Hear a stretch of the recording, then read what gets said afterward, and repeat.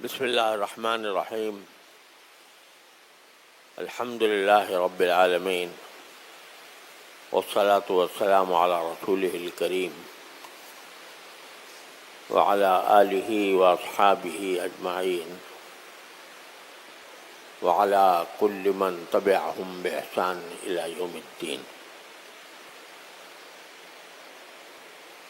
اللہ تبارک و تعالیٰ نے اپنے فضل و کرم سے رمضان کا مہینہ ہمیں عطا فرمایا، اور آج کا جو جمعہ ہے ہو سکتا ہے کہ اگلا جمعہ عید کا ہو، اس لحاظ سے اس کو آخری جمعہ بھی کہا جا سکتا ہے۔ آخری جمعہ کے بارے میں لوگوں میں یہ مشہور ہو گیا ہے کہ یہ آخری جمعہ کی کچھ خصوصیات ہیں، اور بعض اوقات لوگوں نے آخری جمعہ کے لیے کچھ نماز کا بھی کوئی خاص طریقہ مقرر کر رکھا ہے کہ اس نماز میں اتنی رکعتیں پڑھی جائیں، اتنا فلاں رکعت میں فلاں سورت پڑھی جائے، فلاں رکعت میں فلاں سورت پڑھی جائے۔ شریعت میں اس کی کوئی اصل نہیں ہے۔ بات یہ ہے کہ رمضان کا ہر جمعہ ایک بڑی فضیلت رکھتا ہے کہ اس میں رمضان کی فضیلت بھی جمع ہو جاتی ہے اور جمعہ کی فضیلت بھی جمع ہو جاتی ہے۔ اس لیے رمضان کا ہر جمعہ قابل تعظیم ہے، اور ہر جمعہ اللہ تعالیٰ کی امید رکھنا یہ بالکل درست بات ہے۔ اور چونکہ آخری جمعہ ہوتا ہے تو اس کے بعد پھر وہ رمضان کا جمعہ ملنا ممکن ہو یا نہ ہو، اس لیے اس میں عام دنوں سے زیادہ کچھ عبادت کا اہتمام، اس میں کوئی حرج نہیں ہے، اچھی بات ہے۔ لیکن یہ سمجھنا کہ یہ کوئی تہوار ہے، جمعۃ الوداع کوئی تہوار ہے، اس کے کوئی خصوصی احکام ہیں یا اس میں عبادت کا کوئی خاص طریقہ مقرر ہے، یہ بات درست نہیں ہے۔ البتہ چونکہ اس کے بعد پھر رمضان کا دوسرا جمعہ ملے نہ ملے، اس لیے اس میں خصوصی اہتمام کے ساتھ اللہ تعالیٰ کی طرف رجوع کرنا، دعا کرنا، یہ اچھی بات ہے۔ اور یہ جمعہ آیا ہے عشرہ اخیرہ میں، آخری عشرہ ہے رمضان کا۔ ایسا لگتا ہے کہ ہوا ہو گیا رمضان، ابھی شروع ہوا تھا اور اب دیکھتے ہی دیکھتے خاتمے کا وقت آ گیا۔ اب 23واں روزہ ہے اور 6 یا 7 دن باقی ہے۔ تو حدیث میں آتا ہے کہ قیامت کے قریب زمانہ قریب ہو جائے گا، یا تقارب الزمان کے الفاظ آتے ہیں۔ قیامت کے قریب زمانہ قریب ہو جائے گا، قریب ہو جائے گا۔ تو اس کی تفسیر مفسرین و محدثین مختلف طریقوں سے کرتے رہے ہیں، لیکن اس کی زیادہ راجح تفسیر یہ معلوم ہوتی ہے، واللہ سبحانہ عالم، کہ دن تیزی سے گزرتے ہوئے معلوم ہوں گے، اور تھوڑے دنوں میں اتنے انقلابات آ جائیں گے جتنے صدیوں میں کبھی آیا کرتے تھے۔ اور یہ ہم دیکھ رہے ہیں کہ دیکھتے ہی دیکھتے دنیا کہاں سے کہاں پہنچ گئی ہے انقلابات کے لحاظ سے۔ تو زمانہ بھی تیزی سے گزر رہا ہے،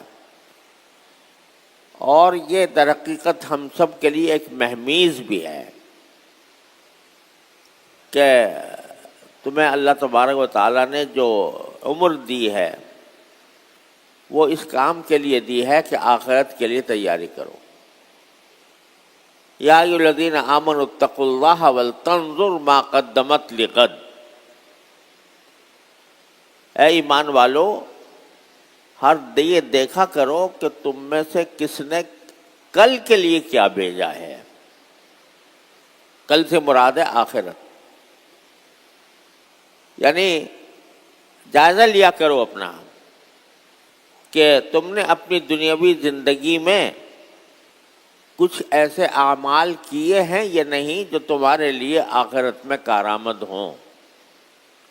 کیا بھیجا ہے تم نے آخرت کے لیے؟ ہر انسان کو اجازہ لینے کے لیے قرآن کریم نے حکم دیا ہے۔ تو اب صورتحال یہ ہے کہ وقت تیزی سے گزرا جا رہا ہے، اللہ نے عمر بھی دے دی، اور کسی وقت یہ بھی سوال ہو سکتا ہے کہ اولم نعمرکم ما یتذکر فیہ من تذکر وجاءکم النذیر، کیا ہم نے تمہیں اتنی عمر نہیں دی تھی کہ اگر کوئی نصیحت کرنے والا نصیحت حاصل کرنا چاہتا تو اس عمر میں وہ نصیحت حاصل کر لیتا،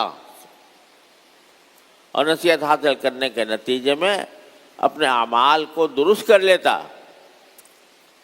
وَجَاءَكُمُ النَّذِيرُ، اور تمہارے پاس آگاہ کرنے والا بھی آیا تھا، یعنی نبی کریم صلی اللہ علیہ وسلم اور آپ پر نازل ہونے والی کتاب، یہ ہمیں مسلسل آگاہ کر رہی تھی کہ وقت قریب آ رہا ہے، تیاری کرو۔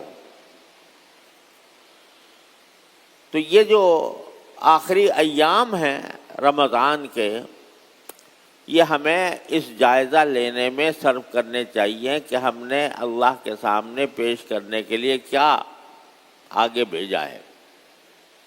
ان عشر اخیرہ کی راتوں میں ہی اللہ تعالیٰ نے لیلۃ القدر مقدر فرمائی۔ 2 راتیں ایسی گزر چکی ہیں جن میں احتمال تھا شب قدر ہونے کا، ایک 21ویں شب اور ایک 23ویں شب، 3 باقی ہیں، 25ویں، 27ویں، 29ویں، اور ان تینوں راتوں میں سے ہر رات میں شب قدر ہونے کا احتمال ہے۔ اور یہ روایت میں آتا ہے کہ رسول کریم سرورۃ عالم صلی اللہ علیہ وسلم کو شب قدر معین تاریخ کر کے بتا دی گئی تھی کہ فلاں تاریخ میں ہوگی، لیکن اللہ تعالیٰ کی حکمتیں ہیں کہ جب آپ اس کو بیان کرنے کے لیے صحابہ کرام کے پاس تشریف لائے تو دیکھا تو آدمی جھگڑ رہے ہیں، آپس میں جھگڑا ہو رہا ہے، تو اس جھگڑے کی بے برکتی سے وہ بھلا دی گئی۔ تو اس سے معاملہ یہ سمجھ میں آتا ہے کہ اللہ تعالیٰ کو منظور تو یہی تھا کہ مکمل طور سے متعین کر کے نہ بتائیں، لیکن طریقہ اس کا یہ اختیار فرمایا گیا کہ پہلے متعین کر کے بتایا اور پھر لوگوں کے جھگڑے کی وجہ سے اس کو بلا دیا، تاکہ یہ پتہ چلے کہ مسلمانوں کے درمیان جھگڑا کتنا ناپسندیدہ چیز ہے، کتنی ناپسندیدہ چیز ہے۔ قرآن و حدیث کی تعلیمات پر اگر غور کیا جائے تو مسلمانوں کے درمیان جھگڑے کو بدترین برائی سمجھا گیا ہے، بدترین برائی قرار دیا گیا ہے جب آپس میں مسلمان جھگڑ پڑے، اور اس جھگڑے سے بچنے کے لیے بے شمار احکام عطا فرمائے گئے۔ بہت سے خرید و فروخت کے احکام، معاملات کے احکام، اس میں آپ کو یہ ملے گا کہ یہ اس قسم کا معاملہ اس لیے حرام ہے کہ اس سے جھگڑا ہو سکتا ہے۔ بہت سے احکام اس لیے ہیں دیے گئے ہیں، یہ کام منع کرنا، کیونکہ اگر یہ کام کرو گے تو اس میں جھگڑا پیدا ہونے کا اندیشہ ہے۔ یہ ہمارے فقہ کی اصطلاح میں ایک مستقل باب ہے کہ بعض وہ چیزیں جو ناجائز کی گئی ہیں اس لیے کہ مؤدی الی النزاع ہیں، یعنی ان سے جھگڑا پیدا ہو سکتا ہے۔ اس سے اندازہ ہوتا ہے کہ شریعت کو جھگڑا کتنا ناپسند ہے۔ تو اس نقطے کو مزید لوگوں کے ذہن نشین کرنے کے لیے اللہ تعالیٰ نے شب قدر کے بارے میں یہ ایک طریقہ اختیار فرمایا کہ پہلے اس کا دن متعین کر کے رسول کریم صلی اللہ علیہ وسلم کو بتا دیا، اور جب جھگڑتے رہے دو آدمی تو اس میں اس کو اٹھا لیا، کہا کہ اچھا اس جھگڑے کی بے برکتی یہ ہے کہ اب تمہیں شب قدر متعین کر کے نہیں بتائی جائے گی، اب یہ 5 راتوں میں سے کسی رات کے اندر تلاش کرو، ہر رات تلاش کرو۔ تو جب عشرہ اخیرہ آتا تھا تو نبی کریم سرورت عالم صلی اللہ علیہ وسلم کے بارے میں روایت ہے کہ شد میزرہ، آپ اپنی کمر کس لیتے تھے آخری عشرے میں، وَأَيْقَظَ أَهْلَهُ، اور اپنے گھر والوں کو بھی بیدار کرتے تھے، وَأَحْيَا لَيْلَهُ، اور رات کو زندہ رکھتے تھے، یعنی رات کی کو عبادت زیادہ کرتے تھے۔ تو الحمدللہ اتنی بات تو ہر مسلمان کو پتہ ہے کہ آخری عشرے کی راتیں بڑی قیمتی ہیں، اور ان کو اللہ تعالیٰ کی طرف رجوع میں استعمال کرنا چاہیے، عبادتیں اس میں جتنی زیادہ ہو سکیں وہ کرنی چاہیے۔ لیکن معاملہ ایسا ہے کہ ہمارے ساتھ لگا ہوا ہے شیطان۔ وہ شیطان ہر چیز میں کوئی نہ کوئی ایسی گڑبڑ پیدا کرنے کی کوشش کرتا ہے جس سے مسلمانوں کو کسی عبادت کا صحیح فائدہ حاصل نہ ہو۔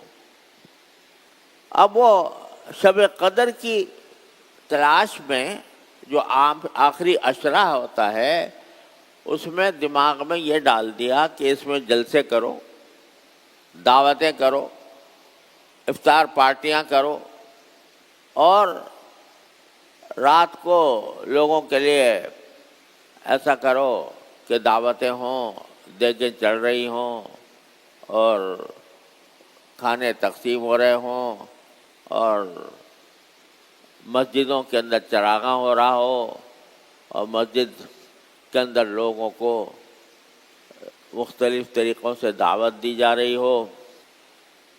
کچھ اس قسم کا ماحول چل پڑا، جس کا نتیجہ یہ ہے کہ یہ شب قدر جو اللہ تبارک و تعالیٰ نے اس لیے رکھی تھی کہ بندہ اپنی تنہائیوں میں اپنے اللہ سے رشتہ جوڑے، بجائے اس کو ایک تقریب سمجھنے کے، بجائے اس کو ایک جشن سمجھنے کے، یہ اس کام کے لیے ہے کہ انسان براہ راست اللہ جل جلالہ سے اپنا رشتہ قائم کرے۔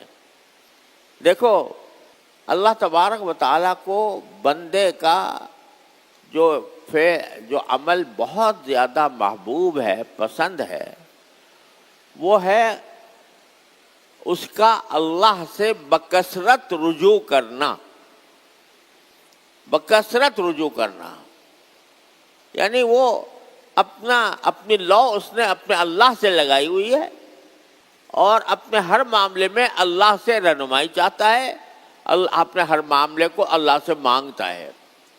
یہ صفت بہت زبردست صفت ہے جو اللہ تبارک و تعالیٰ کے قرب حاصل کرنے میں انتہائی مددگار ہوتی ہے۔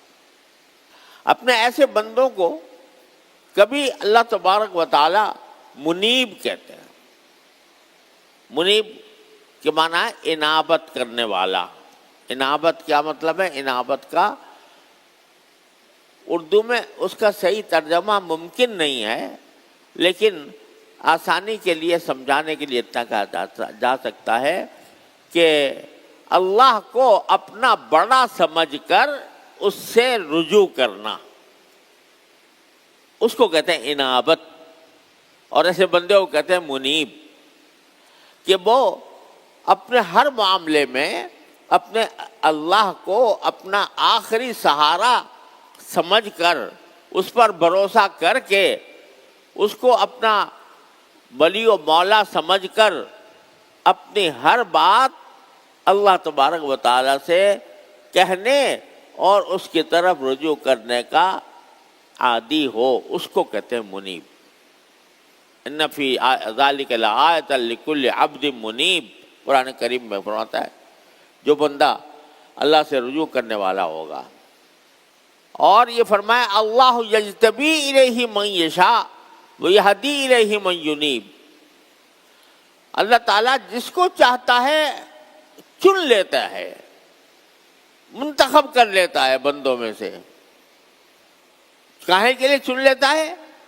اپنی رضا کے لیے، اپنی پسندیدگی کے لیے، اپنے دین پر عمل کرنے کے لیے، اپنے دین کو پھیلانے کے لیے، دوسروں تک پہنچانے کے لیے۔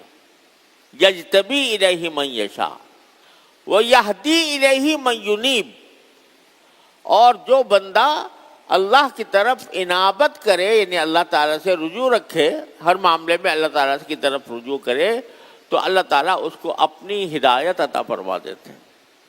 یہدی الیہ من ینیب، اور کہیں اپنے نیک بندوں کو منیبین فرما دیتے ہیں، کہیں اوابین فرما دیتے ہیں، کہیں توابین فرما دیتے ہیں، کہیں مخبتین فرما دیتے ہیں۔ لکل عبد منیب، اور حضرت ابراہیم علیہ السلام کے بارے میں فرمایا ان ابراہیم لحلیم اواہ منیب۔ ابراہیم علیہ السلام کیسے تھے کہ وہ اواہ حلیم تھے، بردبار تھے، اور آہیں بھرنے والے، آہیں بھرنے والے، اللہ کی یاد میں، اللہ تعالیٰ کے خوف سے، اللہ تعالیٰ کی خشیت سے، اور اپنے آپ کو اللہ کے جیسا، اللہ کے تابع بنانے کی کوشش میں آہیں بھرنے والے ہیں، منیب اور انابت کرنے والے۔ اور کبھی اس کو اواب کہتے ہیں، وہ بندہ جو ہر وقت کچھ نہ کچھ اللہ تعالیٰ سے کی طرف رجوع کر کے مانگتا رہے، اس کو اواب کہتے ہیں۔ کبھی اس کو اواب کہہ دیا، کبھی تواب کہہ دیا، کبھی منیب کہہ دیا، کبھی مخبتین کہہ دیا۔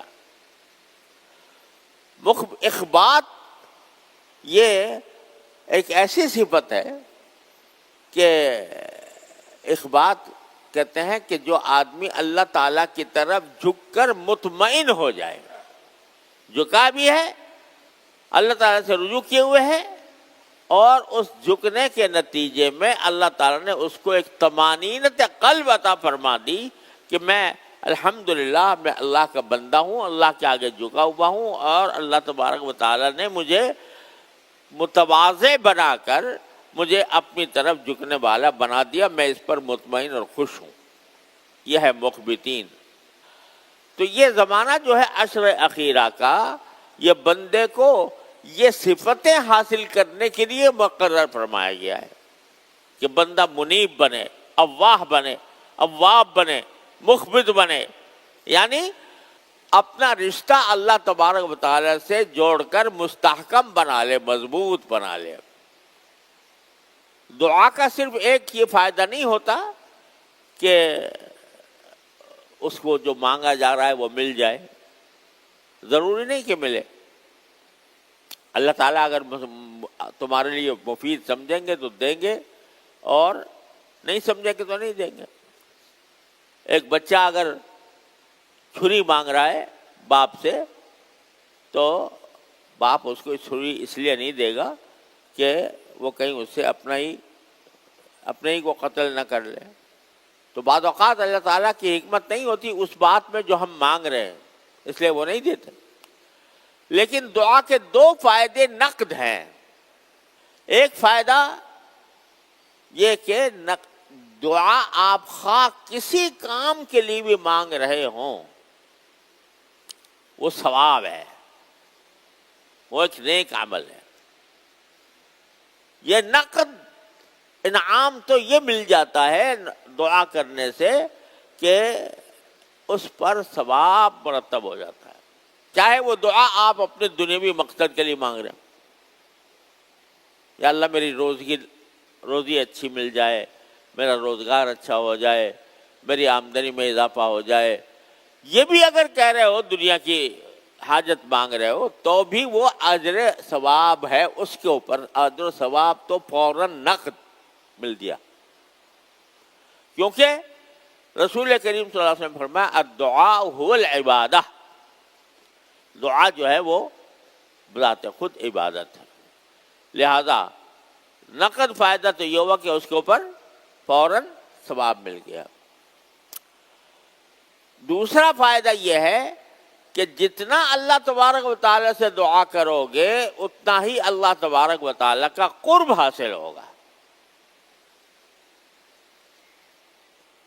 اللہ تعالیٰ سے تعلق مضبوط ہوگا۔ انسان کی اس دنیا میں معراج یہ ہے کہ اس کا تعلق اپنے اللہ سے مضبوط ہو جائے، معراج یہ ہے۔ اللہ سے تعلق مضبوط ہونے کے معنی یہ کہ وہ ہر وقت اور ہر لمحے ہر کام میں وہ اپنے اللہ کو یاد کرتا ہو۔ گھر سے نکلا تو اللہ کو یاد کر رہا ہے، یا اللہ میں نکل تو آیا گھر سے، جس کام کے لیے جا رہا ہوں اس کام کو میرے لیے آسان کر دی۔ باہر نکلا ہوں، سواری درکار ہے، یا اللہ اچھی سواری دلوا دیجیے گا۔ سواری میں بیٹھ گیا تو دل مانگ رہا ہے اللہ تعالیٰ سے، یا اللہ یہ سواری جلدی سے اطمینان سے مجھے اپنی منزل تک پہنچا دے۔ دفتر میں داخل ہوا، دکان میں داخل ہوا، یا اللہ یہاں آ تو گیا ہوں لیکن اس میں جو میرا کام ہے میرے لیے آسان فرما دیجیے، اور جو کام بھی میرے سامنے ہے اے اللہ اس کو کامیابی تک پہنچا دیجیے۔ یہ ہے تعلق مع اللہ، اللہ تعالیٰ سے تعلق، کہ ہر قدم پر انسان اپنے اللہ سے رشتہ جوڑے ہوئے ہے اور اللہ تعالیٰ سے مانگ رہا ہے، اللہ تعالیٰ سے فریاد کر رہا ہے۔ یہ دعا کا دوسرا نقد فائدہ یہ ہے کہ جتنی اللہ تعالیٰ سے دعا مانگو گے اتنی ہی تمہیں قربت حاصل ہوگی اللہ تعالیٰ سے۔ تو یہ دعا کا فائدہ ہوتا ہے۔ لہذا ان ایام کو اور خاص طور پر راتوں کو اس کام میں صرف کیا جائے کہ اللہ تعالیٰ کے ساتھ تعلق مضبوط کیا جائے۔ ایک تو یہ کہ جتنی نماز نفل پڑھنے کی توفیق ہو جائے، بہتر ہے 8 رکعتیں کم سے کم ہوں، تو وہ اس طرح پڑھی جائیں کہ ذرا لمبی قرات، لمبی رکوع، لمبے سجدے۔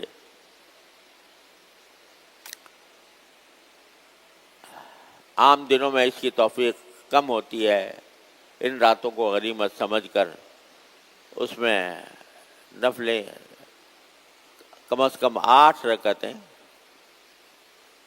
اطمینان کے ساتھ، سکون کے ساتھ، دل لگا کر، خشوع کے ساتھ پڑھی جائیں۔ اور اللہ تعالیٰ نے رکوع اس کام کے لیے رکھا ہے کہ اس میں اللہ تعالیٰ کی جتنی تسبیح و تقدیس کر سکے آدمی وہ تسبیح و تقدیس کرے۔ سبحان رب العظیم تو کلمہ معروف ہے، اسی کو تکرار کرتا رہے، اور بھی کلمات سبحان الملک، سبحان اللہ الملک القدوس، سبحان ذی العزت والعظمت والجلال والکبریاء والجبروت، جو اللہ تعالیٰ کی ثنا کے کلمات ہیں وہ کثرت سے کہے۔ سبحانک اللہم بحمدک لا الہ الا انت وحدک لا شریک لک استغفرک واتوب الیک۔